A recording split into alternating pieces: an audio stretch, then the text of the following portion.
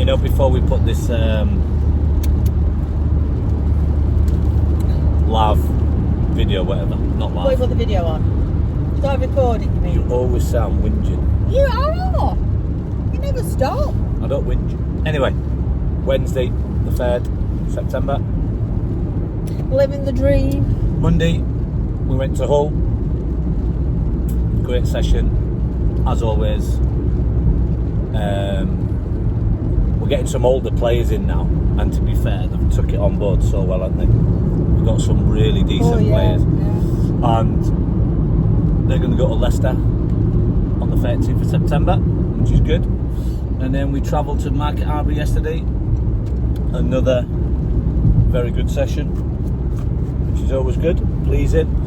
And then we're now travelling back to Hull for private sessions, which is again always good. So we do 4 till 5, 5 till 6, 6 till 7 today. Yeah. Hopefully the rain holds off. Yeah.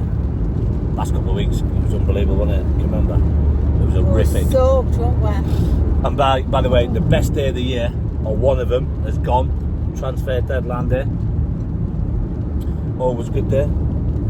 Glued to the telly, but I couldn't this year because obviously I was coaching. Finished at 7 o'clock this year, where usually it's 11. Yeah. 11 at night? Yeah. This year it was 7, so I had to do a bit of catch up. What's going on though, don't you? I'll tell you a story about not transfer deadline day, but when I was at Kettering in the conference, it was just before probably the first or second week in December. And by the way, I went from Hereford to Kettering, and at this point they've offered me the world. They've proper reeled me in. Kettering have. So I said, yeah, I'll sign. So you get paid monthly in football, and my first pay packet August, I got 30% of my wages. I was thinking, what is going on? September, 80% of my wages. October was like 60%. November was like 50%. And each one was like to the gaffer, Cal, shut. Look, what's going on? Yeah. Sorry, Scott, you will get your money. There's a little bit of financial problem. I was thinking, I've signed here now, and now they're telling me there's a financial problem. But listen, all the Kettering fans will tell you, it would have never affected my performance, ever. Could you have walked? If they I could have walked all day long. Could have walked, away. easily walked, not a problem, right? But I put everything into it, right? I know full well, surely they're going to give me the money, right? So anyway, about the first, second week in December, Stevenage approached me. They just rang me. Actually, I don't think it was Graham Wesley who rang me. It was one of his staff or whatever. Now, when you sign for a football club or you have talks, you go to lovely hotels. You know what I mean? 9 times out of 10 you'll have a meal, maybe a couple of beers or something, have a chat. So I can't remember this man's name. He was like, "Can you meet Graham Wesley?" And I'm like, I was thinking, you know what? I've not been paid properly. Where for chat? Why not? So I said, yeah, why not? I said, yeah, tell him I'll meet him. Thinking, Stevenage, not far from London. They might have a day out in London. Decent, nice little restaurant. He said, yeah, meet him, sorry. Watford Gap Services on the M1. I thought you were going to say a little chef. What? Watford Gap Services. I was like, oh, all right, yeah. So I met up with him. I had to pay for the coffees. I think I had a little snack bar. Anyway, I had to pay for everything. I'm like, this is weird. Anyway, Graham Wesley is not everybody's cup of tea, but each to their own. He was a strange bloke, but he was desperate for me to sign. And he was like, Scotty, listen, I want you on a 2-year deal.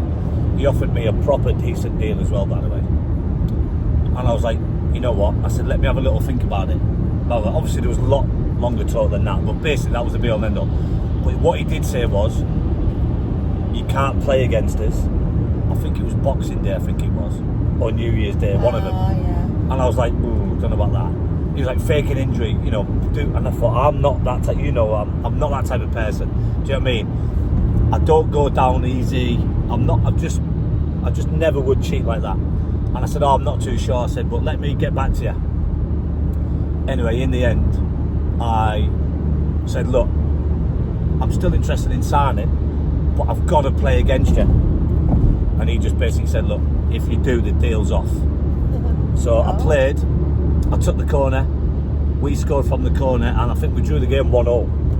And I wasn't liked after that, to be fair. But as time went on, a lot of people were saying that he did 9 till 5 in football. He didn't do your normal everyday football life. He'd literally do a full day's work. What was your normal? I think he made like people like sweep the stands like old school and stuff like that. What would you have done though if say your normal day? So I would go in. You had to report at 10 o'clock, out for 10:30. I mean, that's massively changed now, but I used to get in at 8, 8:30, have breakfast, go do a little bit of gym work, stretching. I was a proper little goody two shoes. I was, even though I was a nightmare to manage. I was. You were all in though, weren't you? I was all in. I was very. I'll be honest with you. If any manager on here listens to this, they'd say Scott gave everything, but he was very hard to manage because I was very demanding. I was. In all fairness, in the 90 minutes, I was a good teammate, but I was on people's backs if they didn't do the right things. That's, by the way, I didn't always do the right things. You know, my passing was maybe straight, but I'd graft even harder. Yeah. Do you know what I mean? Where certain people was lazy. Now, Jez Murphy, you might listen to this. Jez Murphy played up front for Kettering and scored goals everywhere he went. But for me, in parts, he was lazy. I used to hammer him. And by the way, we used to travel in together. He must have thought I'm dreading picking him up. Oh my God, I bet you used to go on doing And that. Jez, you know, if you actually listen to this, mate, be open and honest. I was a nightmare to you. Lovely kid, by the way, brilliant. Absolutely one of the nicest people you'll ever meet. But, and by the way, when I say lazy, he was probably lazy for about 8 minutes out of the 90. But them 8 minutes, I'd be like, right. So, oh my God. you know, I was quite hard to manage. But I expected and demanded a lot. Did you go in and back with him? Yeah, gotcha. Yeah, but he put in and way back. He must have thought, oh my Jesus God. Christ, man. But yeah, anyway, back to the Stevenage game, and then we played them, and it must have leaked out and stuff. That obviously I turned them down, and obviously I got booed and got called an anchor. The villain. I liked all that though. Scott, Goodwin, you'd be good as a pantomime baddie, wouldn't you? Yeah, I didn't mind it all. I didn't mind it all at all. But yeah, so that's my little. Looking back now, realistically, I should have signed for Stevenage because the money side of things never got any better. I never got a full wage throughout the season. All the time? Did you get your money back? I got my money back eventually. I had to take them to court, believe it or not, but that's another day, another story. That's another story. But Kettering fans, we actually got relegated that season and I left. And I still think maybe some of them might have thought I went because we got relegated. Oh, yeah. I went because I didn't get paid properly. So some Kettering Town now fans you set the record straight. still might think, you left because I would have done actually, even if we'd got relegated and I got paid fully. You'd have still left anyway? Yeah, I would have done. Oh, well, there you go. Yeah. But, you know, that was it. It is what it is. It is what it is. But anyway, there's a little bit of a story for you. You've already been out. And if you want any more football stories, don't come here. drop me. I can tell you. I can't tell you some because I can tell you. In fact, if people want to listen to this, and I'll just put this one out. If people want to know about Hereford, there was one player. I will never name the player. One player went to bookies